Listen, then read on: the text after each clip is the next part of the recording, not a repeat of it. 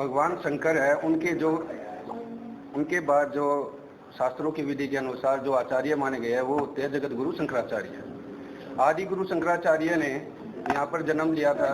जो अवतरण हुआ था भगवान आदि गुरु शंकराचार्य का, उन्होंने 4 पीठों की स्थापना की।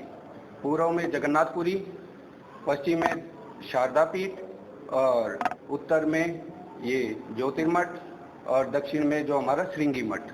उन पर सब पर एक एक पीठाधीश्वर को बिठाया गया। पीठाधीश्वर बिठाने के बाद उसके जो पूरे इंडिया की, पूरे भारत की जो भी संरचना, मतलब कैसे भी उसका चलाना है, सनातन धर्म का कैसे प्रचार करना है, सब उनके अंतर्गत आता है। तो हमारे 29 सितंबर 2022 को जो जगन्नाथ पीठ के पीठाधीश्वर स्वामी शंकराचार्य स्वामी निश्चलानंद सरस्वती जी पानीपत में आ रही है। बड़े सौभाग्य की बात है पानीपत वासियों के लिए, जिनके दर्शन मात्र से सभी तीर्थों का पुण्य मिलता है। भगवान राम और लक्ष्मण जी, एक बार लक्ष्मण जी ने पूछा कि हम वन में जाते हुए इतने संतों से मिले हुए हैं, उनके हमें नाम भी याद नहीं है। लेकिन उन्होंने, भगवान राम ने ये कहा था कि जो संतों से मिलना और उनके नाम याद रखना अलग बात है, लेकिन उनसे मिलना, जो हमें उनसे पॉजिटिव एनर्जी मिलती है, वो हमारे लिए बड़ी सौभाग्य की बात है। ऐसे ही शंकराचार्य जी के दर्शन करना बड़ा दुर्लभ है। और लगभग 2003 में इनका आयोजन हुआ था। 2003 में 20 साल बाद पुनः पानीपत की धरती का कुछ पुण्य किए हुए वो सामने आए हैं, जिससे कि दोबारा 29 सितंबर 2022 को शंकराचार्य निश्चलानंद सरस्वती जी पूरी पीठ के पीठाधीश्वर जगन्नाथ शंकर वो यहाँ पर आ रहे हैं।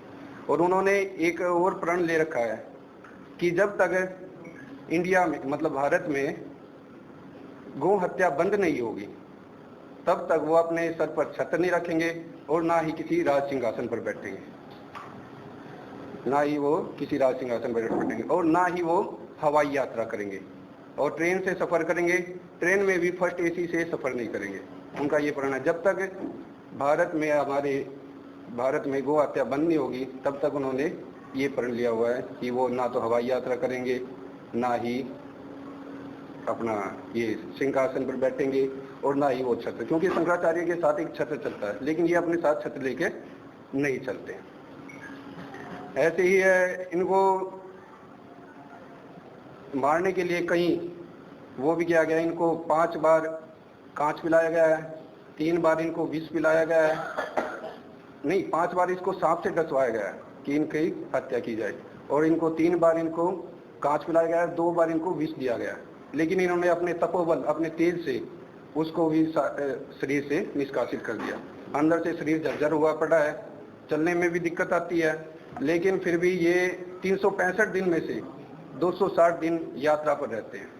जो राष्ट्रोत्कर्ष अभियान यात्रा, हमारे सनातन धर्म को एकत्रित करने के लिए ये यात्रा कर रहे हैं। जो सनातन धर्म हो गया और गौ हत्या के प्रति जागरूक हो लोग। धन्यवाद। ये आप देखिए, पानीपत के साथ साथ मेरा अपना व्यक्तिगत, मैं अपने आप को भाग्यशाली समझ रहा हूँ कि श्री महाराज जी और जैसे 1 हफ्ते के लिए हरियाणा के दौरे पे हैं। पहले इनका जींद में है प्रवास 2 दिनों का, फिर रोहतक में है। 28 तारीख को शाम को 4 बजे रोहतक से हमने इन्हें लेके आना है। और मेरा परम सौभाग्य है कि 2 दिन महाराज जी मेरे घर पे 1325 नंबर सेक्टर हुड्डा 12 MGR के सामने निवास उनका रहेगा, जो मेरे परिवार के लिए बहुत भाग्यशाली है हम लोग, जो हमें ऐसा मौका मिल रहा है। ऐसे संत का आना शहर में अपने आप में शहर का भाग्य कह सकते हैं, यहाँ के लोगों का धार्मिक प्रभाव कह सकते हैं कि 19 साल के बाद ऐसे इस समय पे हम, जबकि आज पूरे हिंदुस्तान में आप देख रहे हैं कहीं भी शांति नहीं है, लोग हापाधापी से मची हुई है। ऐसे वक्त में अगर ऐसे संतों के साथ बैठते हैं, उनके विचारों को सुनते हैं, तो अपने आप को एक शांति मिलती है। मैं सभी से, शहरवासियों से 29 तारीख को शाम को 5 से 8 बजे के बीच में श्याम बाग में जरूर आए, अपने दोस्तों के साथ, रिश्तेदारों के साथ, सबके लेके करें, उनके विचारों को सुने। इनके सुनने मात्र से ही, जैसे भारत जी ने बताया, ऐसे संतों का हम लोग तो तीर्थ पे नहीं जा पाते। आजकल 2-3 सालों में वैसे आपने देखा यात्राएं काफ़ी बंद हो गई, लेकिन ऐसे संतों का अगर हम आशीर्वाद ले लें, उनके दर्शन कर लें, तो भी हमें काफ़ी मतलब कह सकते हैं ज़िंदगी में आपके चेंज आ जाता है। तो मेरा आप मीडिया वाले भाइयों से प्रार्थना है कि इसकी जितनी ज़्यादा से ज़्यादा आप लोग प्रचार करें, लोग इनको आएँ, इनको समझें और अपने जीवन में इनको अनुसरण करें। आज का मेरा इस मीटिंग का बुलाने का अभिप्राय यही है।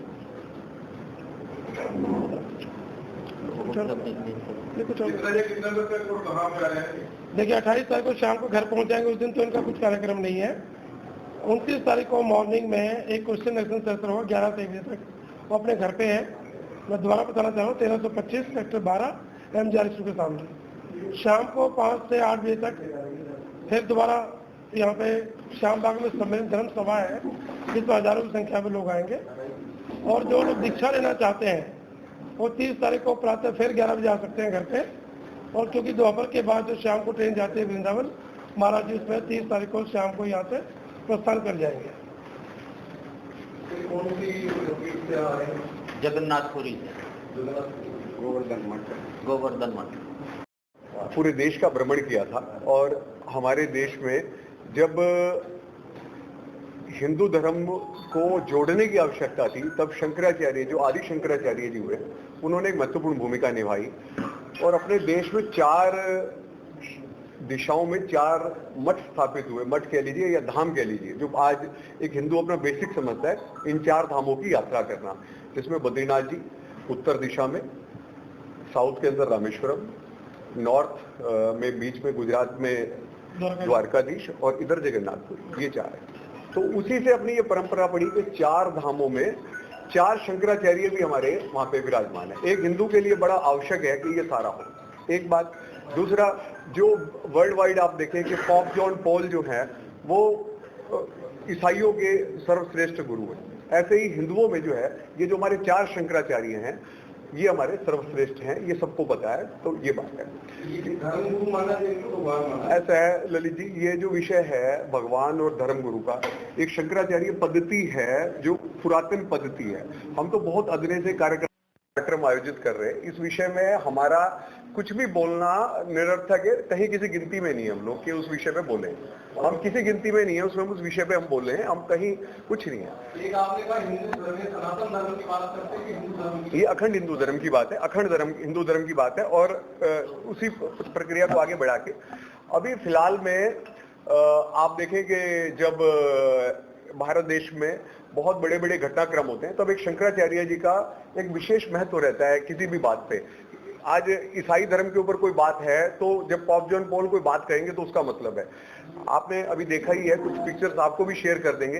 भारत के प्रधानमंत्री नरेंद्र मोदी जी और जो देश के सर्वोच्च लोग हैं वो शंकराचार्य जी के पास नियमित रूप से भ्रमण करते हैं, जाते हैं, श्रद्धा के साथ जाते हैं और जो भी धर्म के विषय में गाइडलाइन है उसको लेकर चलते हैं। अभी एक आज इस कार्यक्रम को जब सुरेश तायल जी ने पानीपत में इसको लाए तो एक सबसे बड़ी एक बात जो सामने आई, जो मेरे ज्ञान में नहीं थी और हमारे साथियों के ज्ञान में नहीं थी, और उसके बाद हमें और जोर शोर से इस कार्यक्रम के लिए लगना पड़ा। हमारे एक साथी हैं, बहुत अति धार्मिक हैं, पानीपत में संस्थाओं में भी रहते हैं, सब लोग उनको मतलब आते रहते हैं, उनका धार्मिक रूप से सक्रियता। मैंने उनसे कहा कि शंकराचार्य जी पानीपत आ रहे हैं, तो उसने मुझसे कहा भाई ये शंकराचार्य जी का, मैंने कहा आपको पता है? ये तो बस मोटा मोटा सुना है, मुझे पता नहीं, शंकराचार्य पद्धति के विषय में नहीं पता। तो मैं बड़ा हृदय हुआ कि जो लोग अति धार्मिक हो गए हैं वर्तमान में, तो उनको भी एक बेसिक की जानकारी होनी चाहिए। हमारे हिंदू धर्म के अंदर 4 धाम हैं, हमारे हिंदू धर्म के अंदर 4 शंकराचार्य हैं, 36 शक्ति पीठ हैं, पवित्र नदियां हैं, पवित्र पर्वत हैं, पवित्र समुद्र हैं, जो हम एक धार्मिक रूप में सब चीजों को देखते हैं।